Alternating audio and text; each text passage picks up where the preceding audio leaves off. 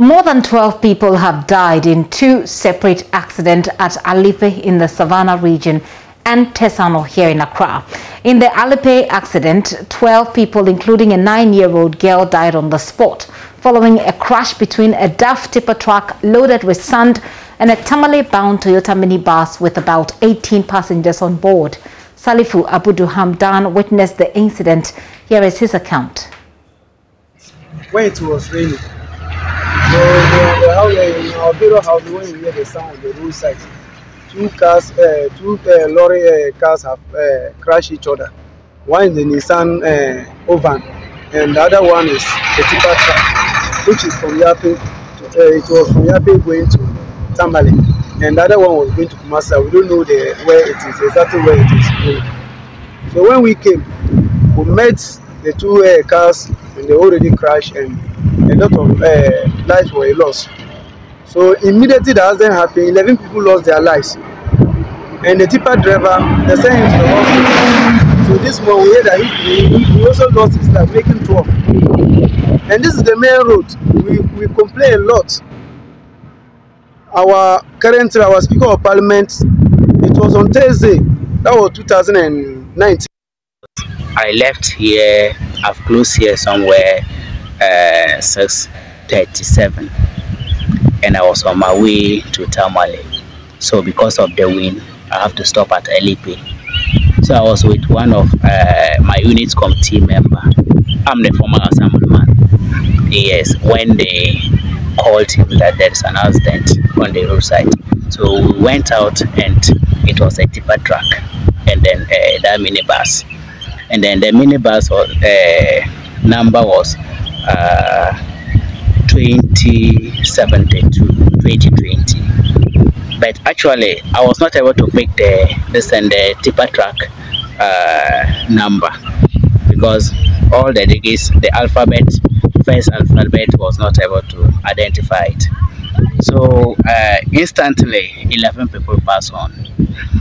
The minibus was from Tamale coming to Yape side, and then the tipper truck also from Yape here going to Tamale when it happened.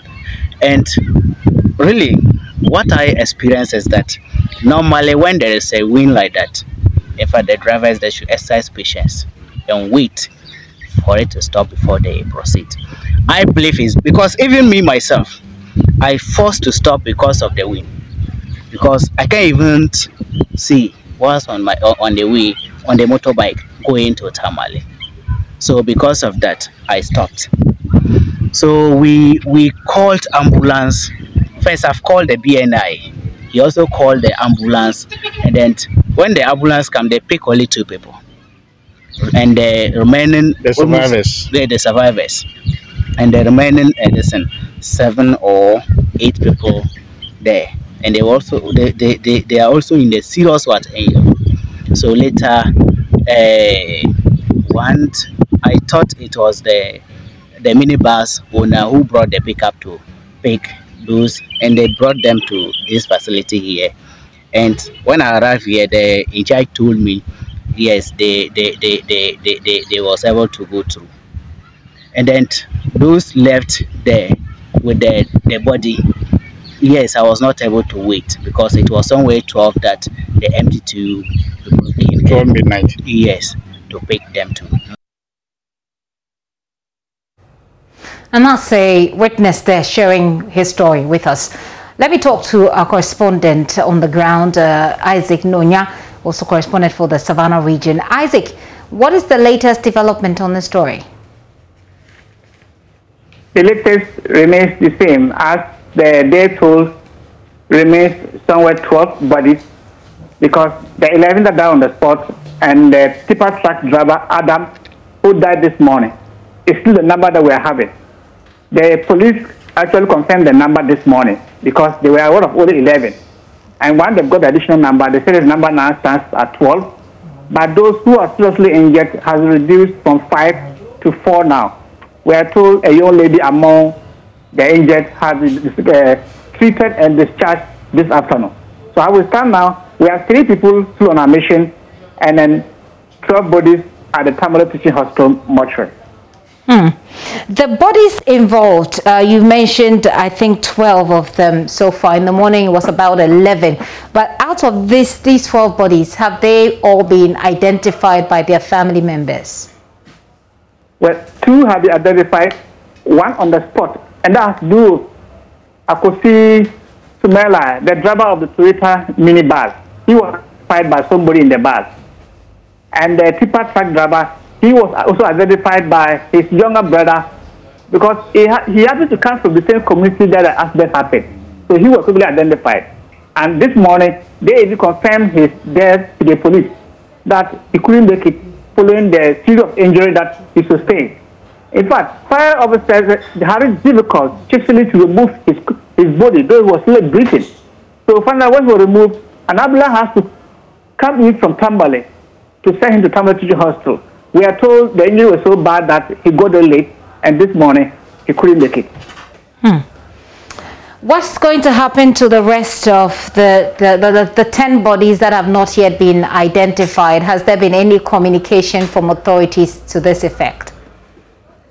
The police PRO, Adichum, said that any moment from now, between today and tomorrow, they will liaise with the police, the hospital authority at Tambale, to find a way of disposing those corpses in case they don't come, because they are told that this period they have a lot of corpses in their mortuary and they're able to keep them while they don't know their families. Let's add that another accident happened 10 minutes after our being to the ground, because another truck that was coming from Tambale, loaded with grain, got to the same spot of the accident, and that happened, and also had a tire burst. Luckily on the path, nobody got injured or nobody died. The vehicle that's there on the road and then parked by the roadside. Is this area known for such accidents? Yes, I can say that based on the accounts from the locals, these 2 accidents that happened yesterday and today brings to a number of 6 within 2 months. They even recounted one of them that involved the Speaker of Parliament, Ababagbe, where a small boy was killed. Away from that, they also recounted 2-3 others, just by the same spot that this thing happened. It's just 100 meters away. So it's like the place is more or less an accident-prone zone that authorities need to focus on. The one highway authorities are the assembly and then the chief to see whether there will be a possibility of erecting speed tables or pacifying the environment or whatever, so that they can all live in peace. Well, Isaac, what else is there to update our viewers on? Otherwise, we can wrap it up on there. Come again? Is there any other information that you need to share with us? Otherwise, we can wrap it up here. Yes, the other information is that locals are threatening to erect their own speed ramps if the highways and assemblies do not listen to them, because they said they made this demand 2-3 years ago, and these they have just reminded them that, look, if they don't think that this means to their hands and want to wait on these authorities, there are many of them who are living there, their children and their livestock will just go like that. So they wouldn't sit down and watch what is happening to continue. Isaac, thank you. Isaac Nonya is our Savannah region correspondent. He joined me on phone all the way from the Savannah region. Let me bring you back here to the capital, Accra.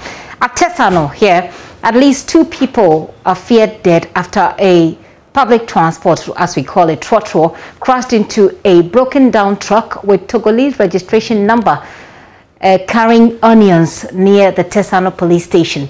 A rapid response team from the police and the ambulance service worked for close to an hour before they were able to retrieve the body of the driver, who is now feared dead, who was trapped also in his mangled vehicle.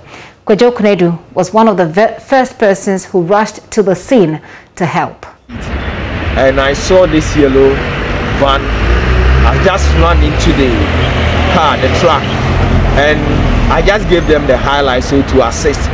But we were not able to open the door, so we had to go to the trunk, the boot we opened, and some of the guys were. This truck was parked there, so he just ran into.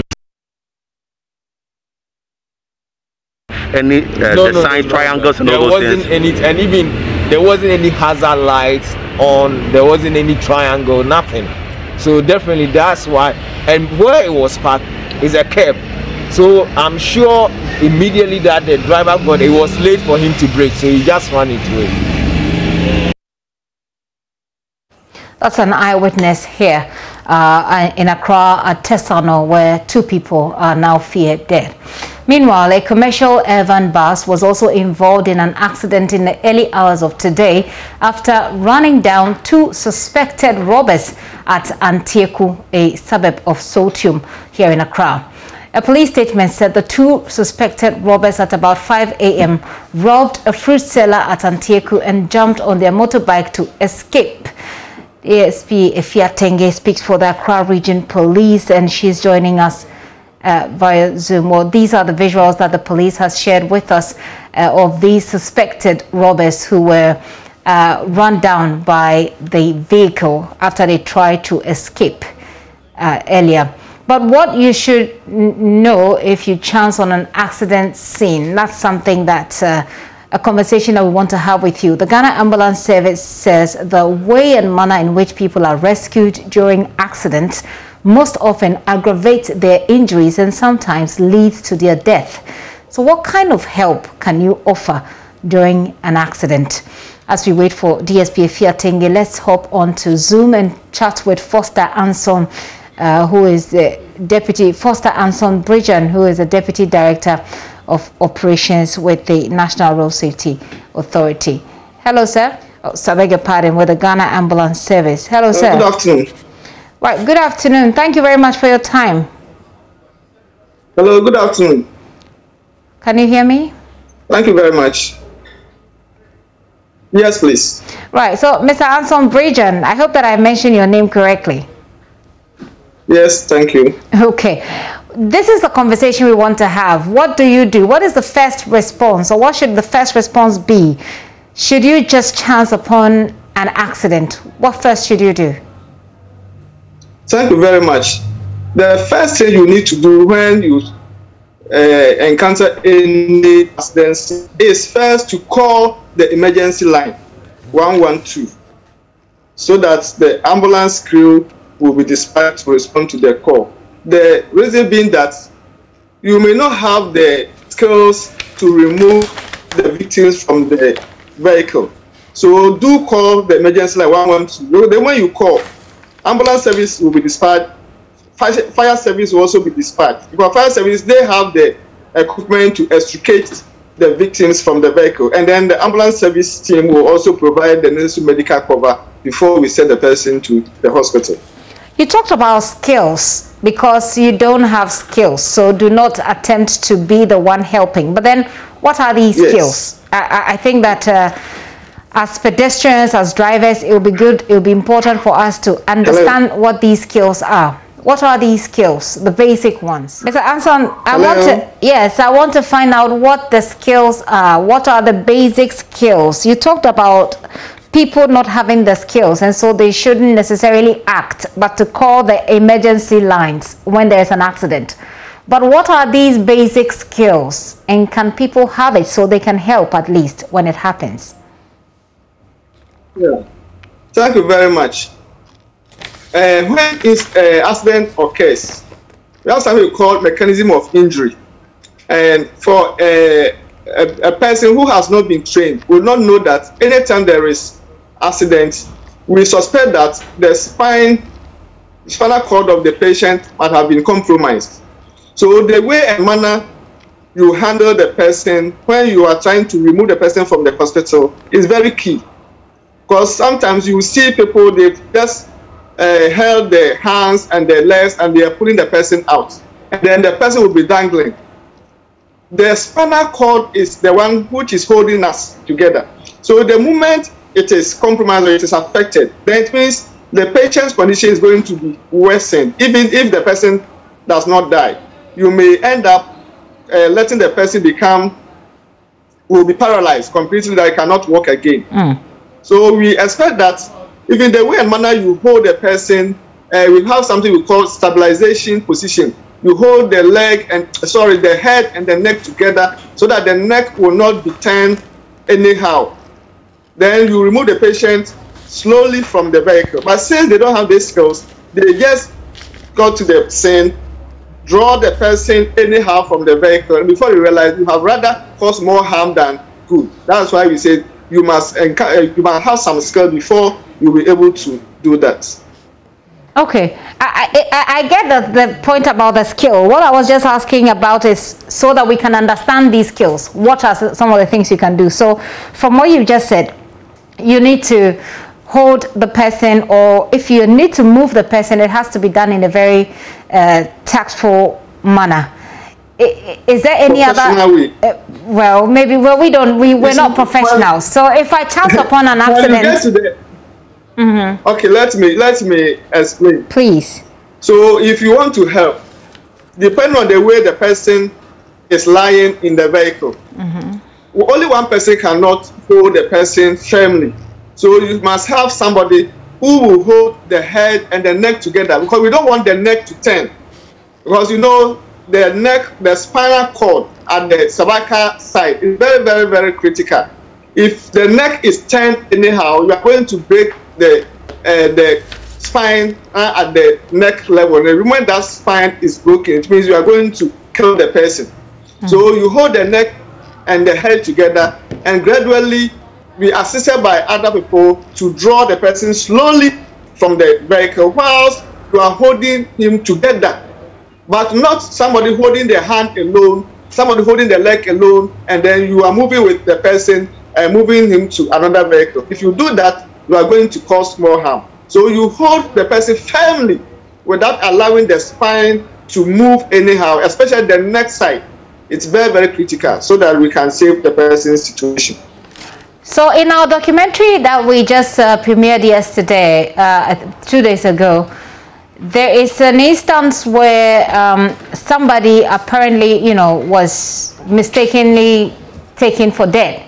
So the person was taken directly to the mortuary. It could have been that this person was in coma. When you find motionless bodies in an accident, what should you do? Calls are coming. Okay, thank you very much. We have something we call triaging. When you get to the scene, you triage all the casualties, identifying everybody and his or her injuries. And so if you see somebody motionless, you don't assume that the person is dead. You will have to actually go closer, and then you check what we call the carotid pulse to see whether the carotid pulse, the person is beating. If the carotid pulse is beating, it means the person's heart is working. I like that. Mr. Anson Brejan, let me just jump in there. I've seen that you touched the part of the body that you referred to. Pretty technical word it is. So if you can show us again, where to examine whether or not the person is alive. Can you do that for us again? Yes. What I'm saying is, if you get closer, if the person is motionless, and you get closer, bring your 2 fingers close to the Adam's apple, and you press it slightly. You see there's a beating at that place. If you feel that beat, then it means the person's heart is working. So the person is not dead. Then you can also check whether the person is breathing by getting closer to the person to see if you can see the movement of the chest, or you can even feel the breathing sounds on your cheek. If you do these things, it will enable you to know that the person is not dead, and that you don't add that person to those who are already dead.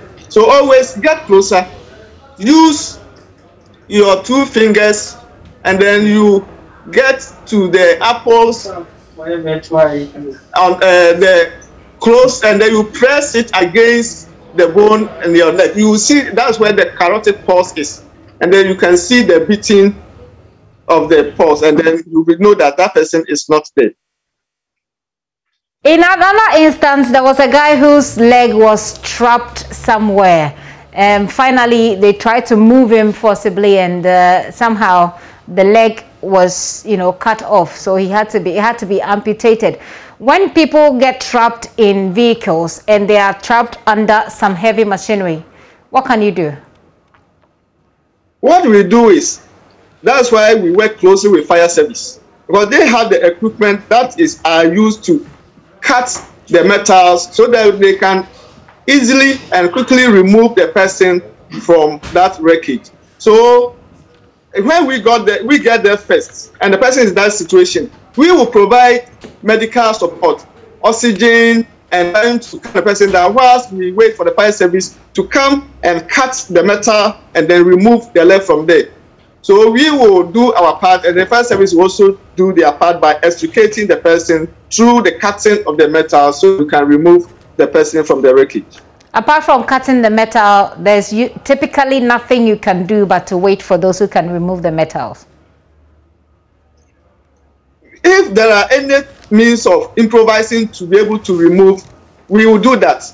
But if it is so tight that there's nothing that we can do, then we will have to wait for those with the necessary equipment to come and cut open so that we can remove the person. But that notwithstanding, the team has also been trained how to do extrication with the minimum equipment that we have. So whilst providing the medical aspect, we also do our best to try to remove the person from that place in a very professional way, so that we don't also create more harm than what's happened, that the person's leg was cut off, that it has to be amputated. So we will do that in a very professional way that will not cause more harm. Which scenes or which types of accident have you encountered that is much more difficult to handle? Can you create that scene for us? Mostly when the accident involves head-on collision. Okay. Then there are always a lot of injuries, because in head-on collisions, metal to metal, and when it is compressed that way, it becomes difficult for you to easily remove the person from the vehicle. But if it is just the vehicle alone trying to move away and maybe crash into a ditch, then that one, injuries are not normally so intense like the one involving head-on collisions. Is it a part of, final question, is it a part of your plans to take some of this education to people, you know, the general public, because they are usually there when the accidents happen and the fire service or the ambulance service has not showed up?